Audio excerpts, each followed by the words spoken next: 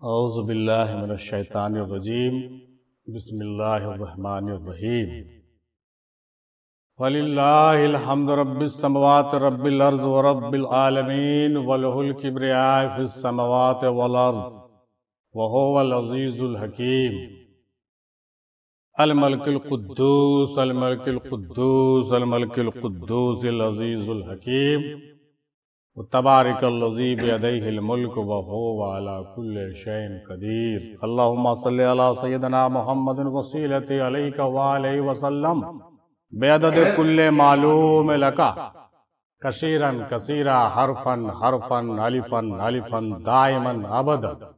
अस्सलातु वस्सलाम अलैका या रसूलल्लाह, अस्सलातु वस्सलाम अलैका या हबीबल्लाह, अस्सलातु वस्सलाम अलैका या नबी अल्लाह।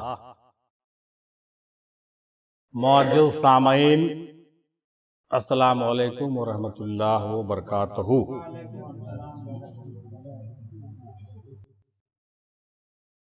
बहुत ही खुशी के साथ ये बात करने में अच्छा लग रहा है और बहुत पुरमसरत माहौल में ये ऐलान करते हुए और भी अच्छा लग रहा है कि हम लोग आज नवादा के सरजमीन पर नवादा शरीफ में मरकज़ अफजलिया के जानिब से 7वीं मजलिस माहाना मजलिस तालीमी नशिस्त का मुनक़िद कर रहे हैं।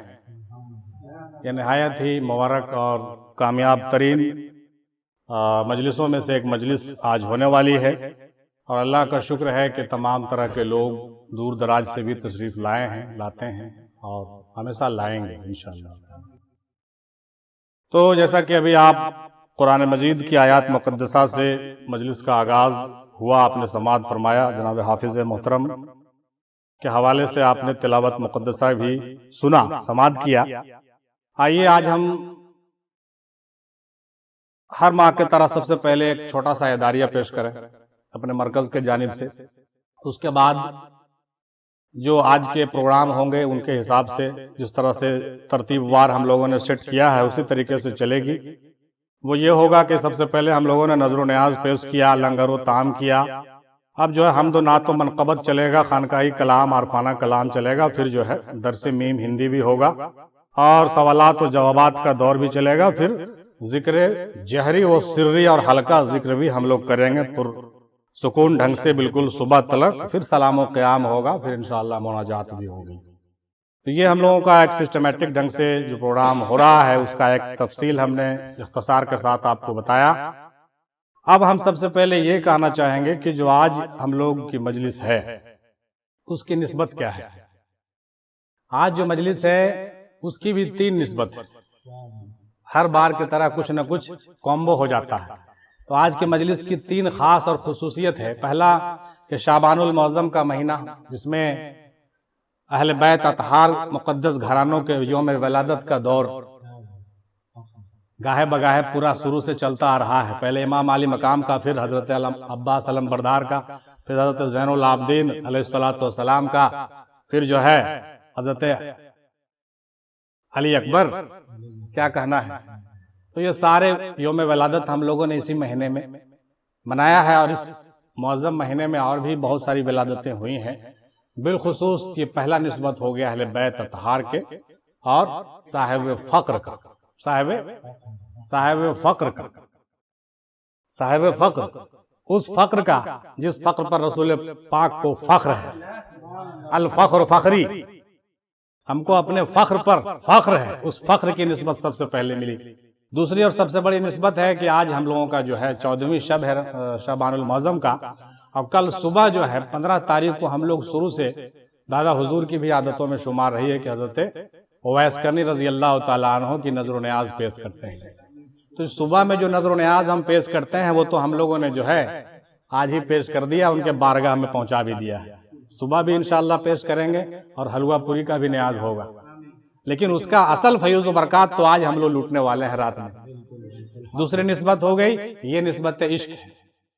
हज़रत उवैस करनी का जो मामला है बिलखुसूस मरकज़ अफजलिया का बहुत गहरा है, इसलिए उसका जो फैज़ है चाहे और अनचाहे बहुत अंदर से जो है फूटता है।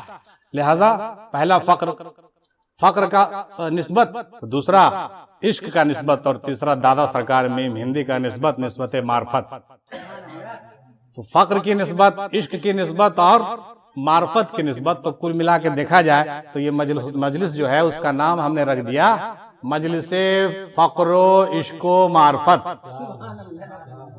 मजलिसे इश्को फक्रो मार्फत, कह दीजिए सुभान अल्लाह। ये जो मजलिस हो रही है आज, मजलिसे इश्को फक्रो मार्फत में डूबी हुई बात, डूबी हुई रात। आप तो जैसा कि कहने की जरूरत नहीं, जो लोग मुसलसल आते हैं यहाँ तो वो सुबह तक उनको लगता है कि अभी तो पार्टी शुरू हुई है। सुबह तक ये लगता है कि अभी तो पार्टी शुरू हुई है, इसलिए वो जोश बना रहेगा और वो जज्बात चलते रहेंगे।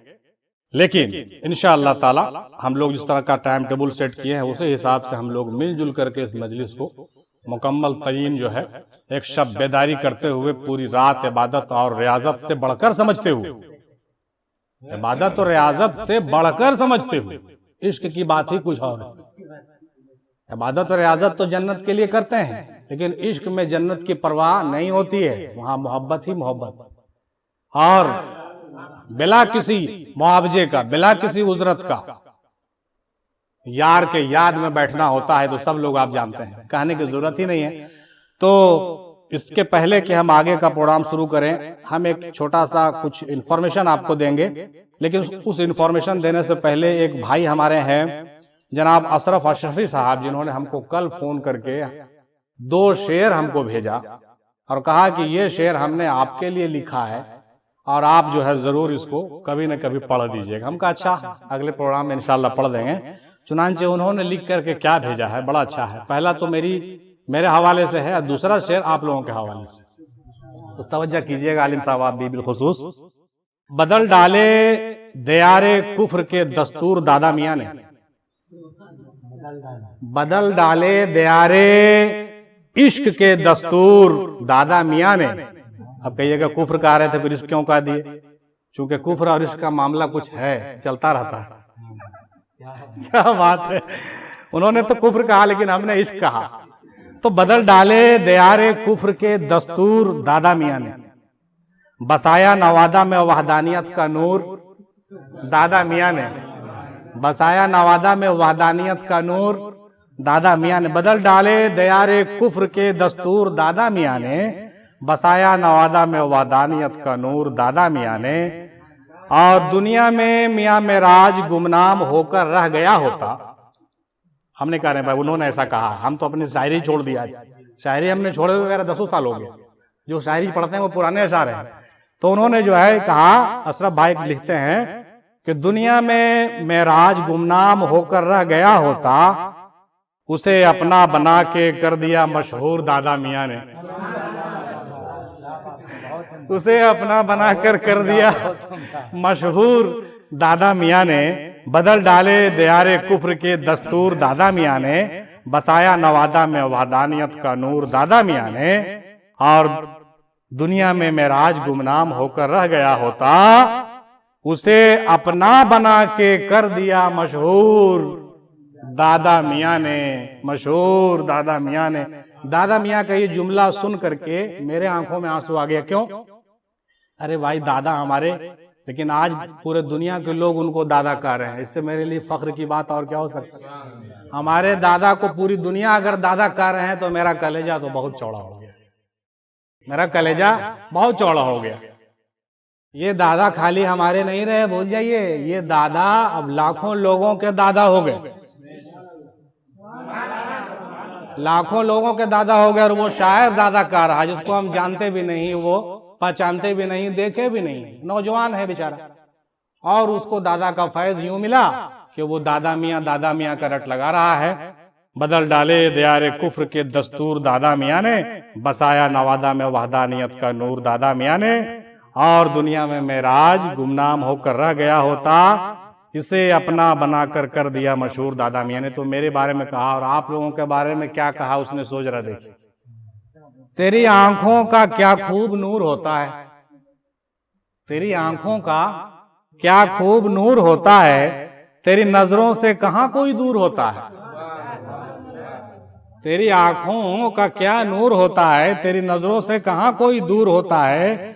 और जो कोई रख दे चौखट पर कदम एक बार दादा मियाँ, जो कोई रख दे चौखट पर कदम एक बार दादा मियाँ, वो बार बार आने पर मजबूर होता है। वो बार बार आने पर मजबूर होता है। तेरी आंखों का क्या खूब नूर होता है, तेरी नजरों से कहाँ कोई दूर होता है, जो कोई रख दे चौखट पर कदम एक बार दादा मियाँ, मीम हिंदी सरकार, वो बार बार आने पर मजबूर होता है। वो बार बार आने पर मजबूर होता है। ये उनका खराज अकीदत था, हमने उनके फरमाइश पर पेश किया है। अल्लाह ताला उनको सलामत रखे और उनको फैज मीम हिंदी का अता करे। अब दो मिनट का समय आप लोगों से और हम लेंगे, उसके बाद हमदो नात का सिलसिला शुरू होगा।